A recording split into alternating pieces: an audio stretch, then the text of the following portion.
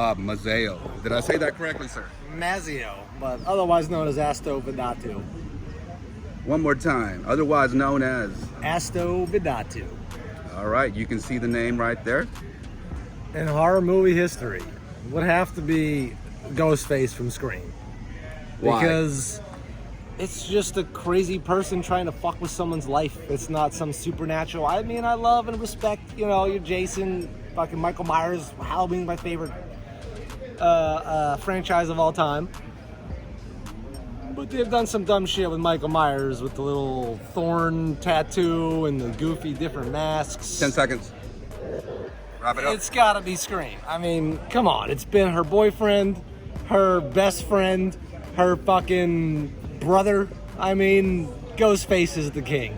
A black hole, from what we understand, theoretically comes from a giant explosion of some kind of massive body in space. My biggest theory is that the Big Bang, being so large, would have had to have created a black hole. Therefore, our entire universe, I feel like, is most likely inside of one gigantic black hole. 10 seconds. Surrounding the Big Bang. You recently saw, not just recently, but a couple months ago, a Serbian film. Can you, Oh, Jesus Christ. can you tell me what you Yeah. experienced in the first viewing of it? The first time pretty much made me feel unclean and like my soul had been corrupted and darkened. But I have to admit, as a fan of film, it was a very good, well done, effective film. It's just the subject matter is so abhorrent that most people can't really get past that to understand the big story of it. You talked Then about. I saw the uncut version, and it made me feel about the same way as the first time, even though I was expecting all of 10 it. seconds. Because that shit's no joke. If you really want to get disturbed by a horror movie and you're a fan of horror that thinks nothing can affect you, I wouldn't recommend it to the squeamish, but Serbian film is the real deal. Of all time, the video game that had the most impact on me as an individual Earthling. growing up, being a book reader, an avid book reader, discovering video games. I mean, I'm old enough to remember the dawn of this shit. Final Fantasy VII was the game that it was everything that you wanted in a book while being able to influence and play. Well, not really influence, but you felt like you were doing something. Even though it was very linear, you felt like you were involved in the story, and it just had so many emotional moments at 14 years old that I did not know I could experience from a video game. Coming from playing, Mario. Did you ever play Pac-Man?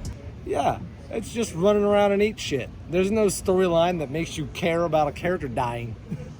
What do you got to hasn't say played about Pong? Pong's it's a classic.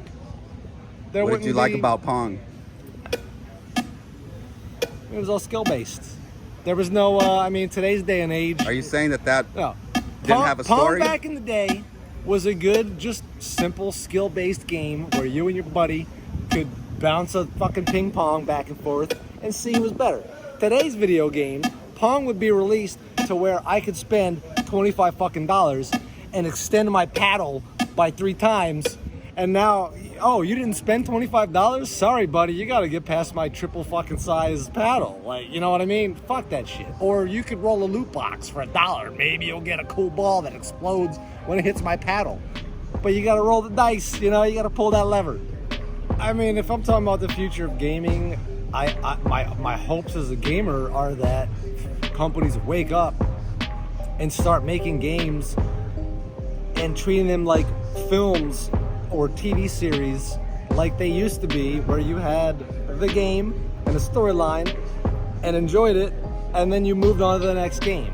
But unfortunately, the state of video games today is just, let's shit out some half-baked game and we'll fix it along the way and just charge people, oh, you want to get more powerful? Just spend $20 fucking and you can upgrade your character instead of spending 20 hours doing it. It's lost the essence of the competition, The essence right? of video games has been destroyed.